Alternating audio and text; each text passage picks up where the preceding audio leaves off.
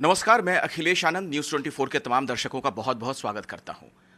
जब से राम मंदिर में चढ़ावा चोरी की खबरें आनी शुरू हुई हैं, सबसे ज़्यादा जो निगाहें जिस ओर रही हैं, वो व्यक्ति इस वक्त मेरे साथ हैं। उन्होंने इस पूरे मामले में सफाई भी दी, अपनी बात भी रखी। तो मैं चाहूँगा कि आप लोग स्वागत करिए। हमारे साथ स्वामी गोविंद गिरी देव जी महाराज जी मौजूद हैं। आप राम मंदिर जो तीर्थ क्षेत्र है, उस समिति के, उस ट्रस्ट के आप कोषाध्यक्ष हैं। कल भी आपने इनको देखा था जब मीडिया कर्मियों से कोई संबोधित कर रहे थे। कल की बैठक की अगुवाई भी आपने ही की थी।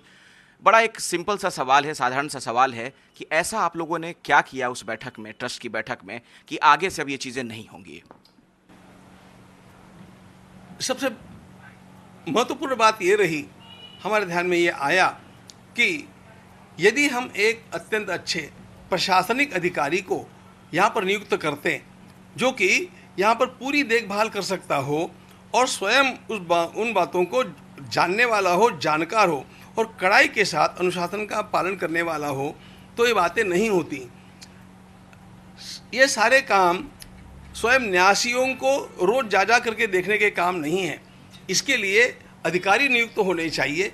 इस प्रकार का एक सीईओ यहाँ पर नियुक्त किया जाए, ये बात हम लोगों ने कल प्रमुख रूप से सोची है। और इस प्रकार की नियुक्ति करने के लिए हमने 3 लोगों की समिति गठित की है। उस समिति के द्वारा अनेक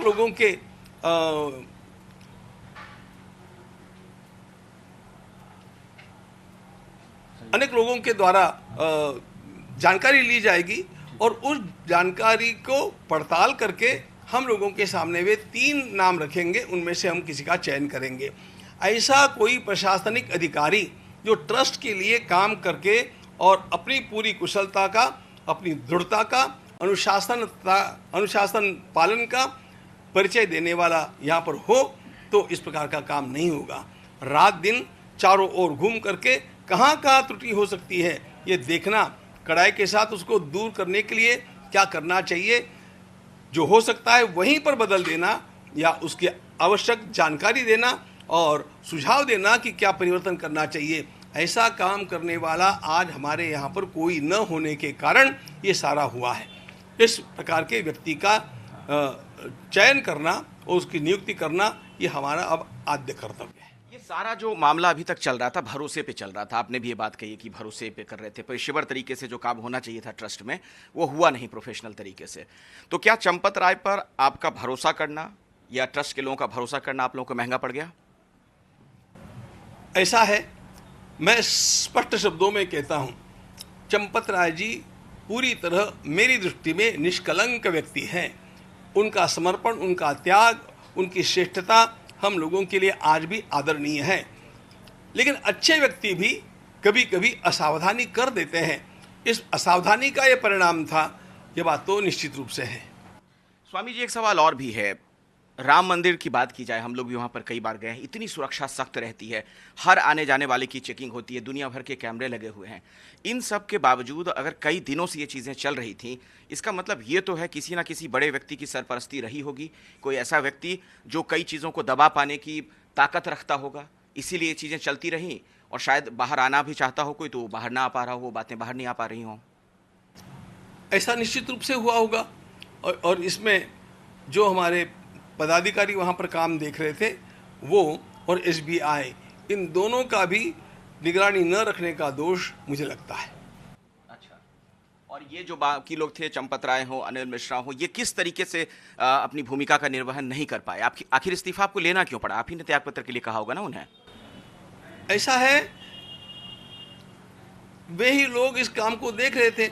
अनिल मिश्रा जी ने ही इस काम को देखा था और उनकी सिफारिश से एसबीआई ने उन लोगों को नियुक्त किया था। तो सिफारिश करने वाले को भी सिफारिश कौन से लोगों की करनी चाहिए, इसका विचार करना चाहिए। उसके पश्चात भी नियुक्ति करते समय जिनकी सिफारिश की गई है, उनका बैकग्राउंड क्या है, इसको देख करके, उनकी योग्यता क्या है, ये देख करके वहाँ रखना चाहिए। वहाँ रखने के पश्चात भी उनका डेली बेसिस पर बाहर जाते समय फिक्सिंग होना चाहिए।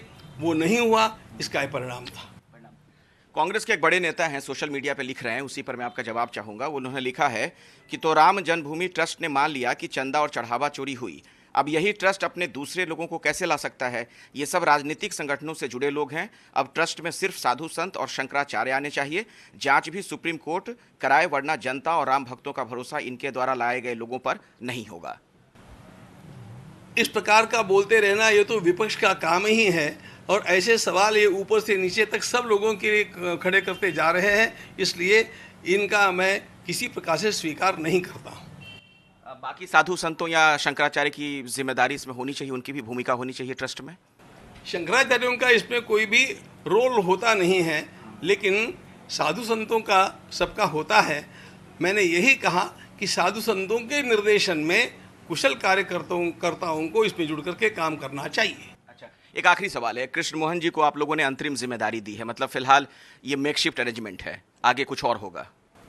निश्चित रूप से यह टेम्पररी अरेंजमेंट है हम लोगों की, और 22 तारीख को हम फिर हमारी पुनः मीटिंग कर रहे हैं, उसमें और भी निर्णय होंगे।